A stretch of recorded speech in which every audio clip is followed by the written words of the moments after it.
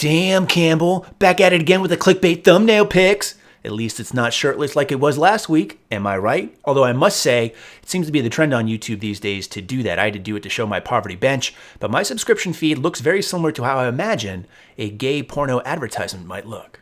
Not that there's anything wrong with that.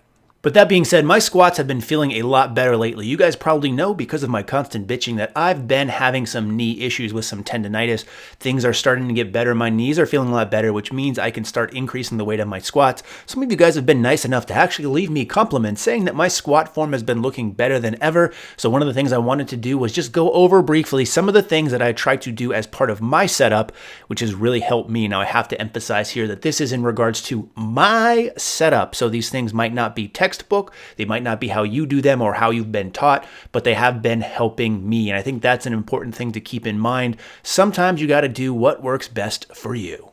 Now, the first point I want to hammer home is being consistent. Now, obviously, if you're trying to get bigger, stronger, faster, leaner, whatever the case may be, consistency in the long run is key. However, I think consistency in your setup for each individual lift, the squat included, is extremely important. Now, my background is in basketball. I played in high school and in college. And one of the things that I've noticed, especially in the pros, is each person has their own setup when it comes to free throws. But you'll notice that no matter how unique it is, it's typically the same for them every time through. So it's a routine. And this is important when it comes to squatting and lifting as well. Now, one of the things that I try to base my setup off of is many cues that I've gone over in the past. So several months ago, I made a video about the big three lifts, things that work for me as far as cues go. And while those are all extremely important, one of the things I've tried to do is being consistent in my setup. And instead of having to think about each individual cue, I've built them into my own setup. So now that I'm consistent, I do them without thinking, which for me, taking thought out of it is very important. Now, the first thing I do is I stand exactly arm lengths away from the bar, so my arm is completely extended. I find like this is the best position for me to set up. Now, if you have some T-Rex arms, this might change for you, but this is where I personally like to set up. I feel like it gives me in a good position to get under the bar, which we'll talk about in just a second. But from this standing position, what I like to do is then grab the bar one hand at a time. I go right, then left, just so happens to be the way that I do it. And grip width is really going to vary on a lot of factors, mostly your own mobility and your own preference. For me, the rule of thumb that I've tried to keep at hand is trying to remain as narrow as possible while still remaining somewhat comfortable. Now, I say somewhat because I don't want to get too comfortable, because if you're in a very tight position, which you should be when you're doing any lift, it's not necessarily going to be something that you're going to want to stay in for a very long time, but it should be sustainable enough through the duration of your lifts and not lead to any kind of injury. So for me, that's with my thumbs where the knurling starts, or just inside the rings when I have my hands placed. Now, speaking of injury, one of the things that I've found works best for me is not to take my thumbs off from around the bar and put them behind it. I know many people stress this for low bar because they say it takes tension off your wrists. For me, I find the exact opposite to be true. When I first started low bar squatting, I would unwrap my thumbs and I ended up developing some tendonitis in my wrists. So for me, wrapping my thumbs around makes much more sense because this in a way limits my mobility, and if I don't have my thumbs wrapped, the bar has a tendency to go further up on my palms and put more stress on my wrist and lead to injury in the long run. So from this position, what I do is I start to focus on my breathing, and breathing is very important in my opinion. It's one of the things that's really helped me start to squat over 500 pounds. And what I do here is I really start to flare my lats and get air into my lungs and try to start pushing it down in my belly.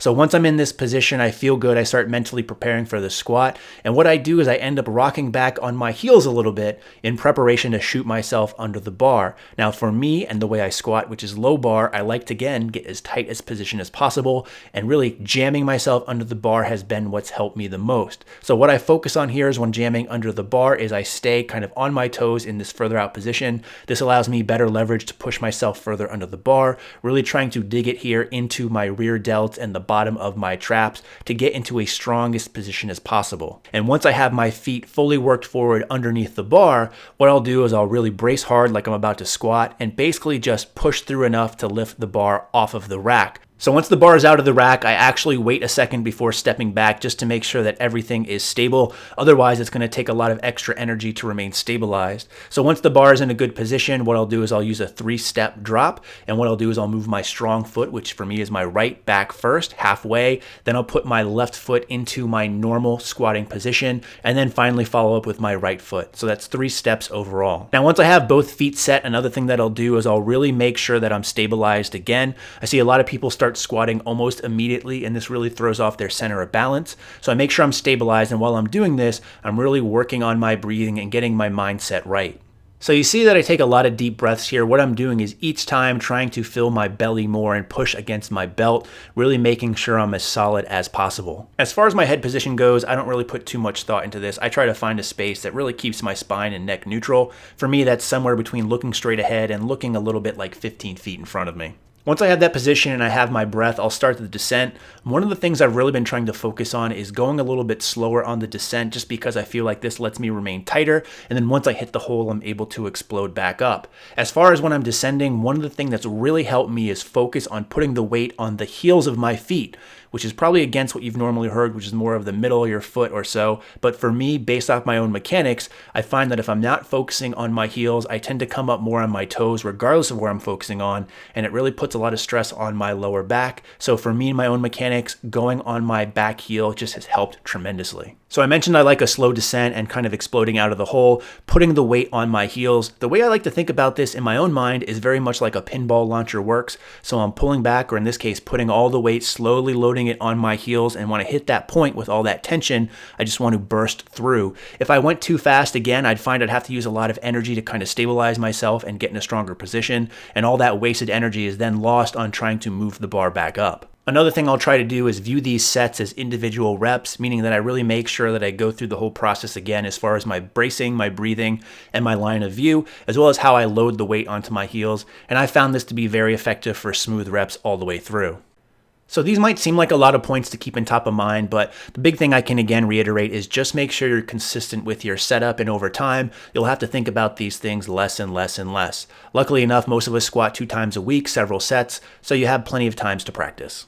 One of the things I want to say before I go, however, is one of my buddies, Mike Garazzo, who is a very accomplished powerlifter. You might have seen him in some of the Raw Unity or RUM meets, or even Raw Nationals for USAPL, or recently the Arnold Classic. He's opened his own gym in New York, so I'm going to link that in the description box below. They're just opened. It's a great place to go on the East Coast, or if you're in the New York area, plan on making the drive down soon. As you can tell from these clips, he has a lot of high-end equipment. I'm very jealous of this fact, but if you're in the area, definitely make sure that you stop by and check out SMG Powerlifting. In the meantime, as always, thanks for watching, and stay big.